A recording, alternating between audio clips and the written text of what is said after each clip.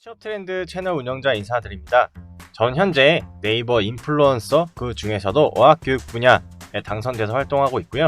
왼쪽 그림에서 볼 수 있듯이 네이버에서 취업 트렌드를 검색하면 직접 찾아볼 수 있습니다. 저희 채널은 학점은행제, 자격증, 취업 3개의 주제를 묶어서 콘텐츠를 만들고 있습니다.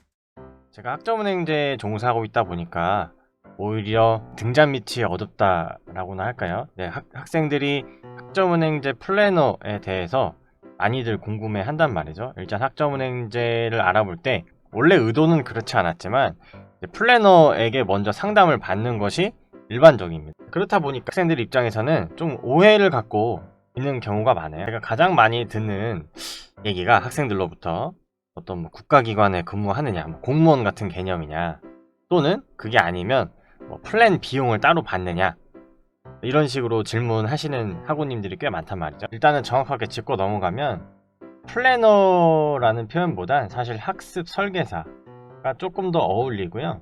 이 학습 설계사들은 보통은 훈련 시설에 근무하고 있습니다. 너무 어려운 용어 썼는데 구조를 좀 알려드릴게요. 우선은 국가평생교육진흥원이라는 공공기관이 먼저입니다. 이제 교육부 산하에 있는 공공기관인데 여기서 학점은행제를 운영하는 거예요. 평생교육법에 의거해서 학점은행제라는 학위 제도를 운영하는 것이고, 대학교 개념이기 때문에 쉽게 얘기하면 수업을 들어야 되잖아요.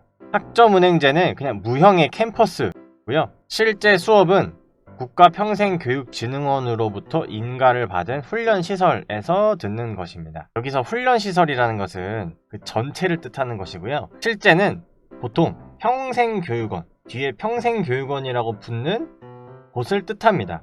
이 평생교육원 외에도 명칭이 다양해요. 사회교육원도 있고 전산원, 직업학교, 직업전문학교, 이렇게 명칭이 굉장히 다양합니다.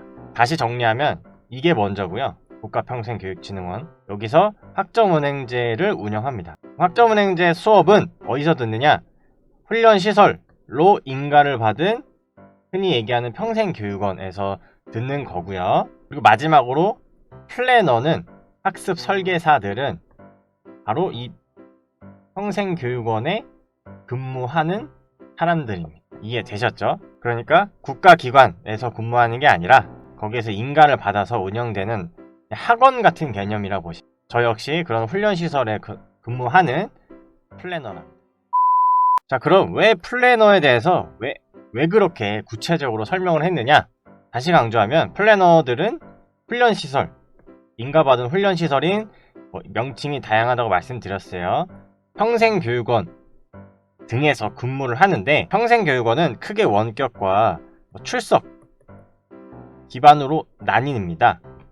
자, 아무튼 그렇고 이 평생교육원이 전국에 500여 군데가 있어요. 평생교육원 A도 있고 B도 있고 자자자자 엄청 많다는 건데, 이 각각의 평생교육원마다 개설된 전공들이 다릅니다, 여러분. 자, 그러니까 제가 왜 플래너를 강조했느냐, 플래너들마다 설계할 수 있는 전공이 다른 거예요. 예를 들는 게 좋을 것 같은데요. 가장 최근에 제가 설계할 수 없는 전공으로 문의하신 학원님이 있어요. 법학인데요. 자, 법학 같은 경우는 수요가 굉장히 적습니다.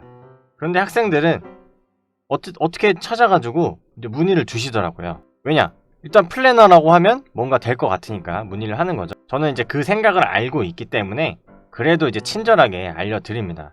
그리고 이 학원님 같은 경우는 이제 원격으로 온라인으로 법학 전공을 듣고 싶은 건데, 찾아보니까 법학이 개설된 교육원이 한 군데 있습니다. 거기서 들으시라고 말씀드렸어요. 근데 비용이 꽤나 들어서 포기하시더라고요. 플래너에 따라서 설계할 수 있는 전공이 다른데요. 그럼 대체 전공이 뭐뭐 있는지 조차도 학생들 대부분 몰라요. 그래서 알려드릴게요. 포털에서 학점은행제를 검색하면 국가평생교육진흥원 학점은행제가 뜨거든요. 여기서 상단에 표준교육과정 탭에서 표준교육과정 조회를 누릅니다. 용어가 좀 어려워서 따라하기 어려울 수 있는데요. 학사, 전문학사, 요것만 일단 보시면 됩니다. 그래서 학사라는 거는 4년제고요.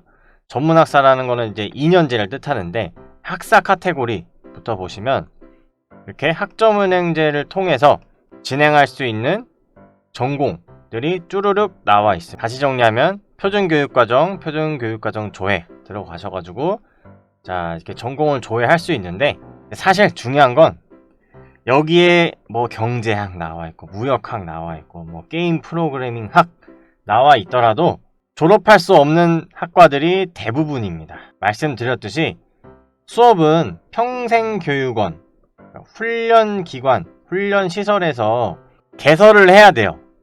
그런데 평생교육원들도 그냥 학원이기 때문에 이윤을 창출해야 됩니다. 근데 경제학 전공 찾는 학생 거의 없어요. 뭐 이 비즈니스학 전공 찾는 학생 거의 없어요. 그렇기 때문에 여기 나와 있는 전공들 중에서도 졸업할 수 있는 전공은 한정돼 있습니다. 그걸 제가 영상에서 하나하나 다 말씀드리긴 어려울 것 같아요. 자, 여기 적혀 있는 전공은 뭐냐면요, 온라인으로 수업을 들을 수 있습니다. 이게 많다면 많고 적다면 적은 건데 이것 외에도 있어요. 그런데 말씀드렸듯이 설계할 수 있는 전공 있다라고 말씀드렸잖아요. 근데 이거 외에도 제가 직접 설계를 해드릴 수 있는 케이스가 있어요. 그것은 이제 초대졸자 기준인데요. 좌측에 보시면 또 아까 법학 이어서 실내 건축 분야에 관심이 있어서 문의 주신 학우님 카톡을 일부 발췌했는데요. 초대졸자 중에서 예를 들어가지고 뭐 실내 건축 쪽으로 2, 3년제 졸업하셨어요. 그러면 학점은행제 실내 건축학 학사학위를 온라인으로 취득할 가능성이 높습니다. 제가 가능성이 높다라고 한 이유는 또 따로 있거든요. 또 이것 외에도 뭐 기계 쪽으로 졸업하셨다, 뭐 전기, 전자, 특히 공학 분야 같은 경우는 가능성이 굉장히 높아요. 정리를 하면 관련 전공으로 2, 3년제 졸업하신 분들은 동일 전공 학사학위 학점은행제로 취득할 수 있습니다. 온라인으로요. 자, 오늘 제가 마련한 내용은 여기까지고요. 질문 있거나 학점은행제 문의 있으시면 영상 시청해주셔서 정말 감사합니다. 영상 내용 혹은 관련해서 질문 있으시다면 언제든지 제 개인 카카오톡 아이디 참 쉽죠? 에듀트렌드 검색하셔서 질문 주셔도 되고요. 아니면 유튜브 댓글 남겨주시면 제가 최대한 빠르게 답변 도와드리도록 하겠습니다. 그럼 더 좋은 내용으로 찾아뵙겠습니다. 감사합니다.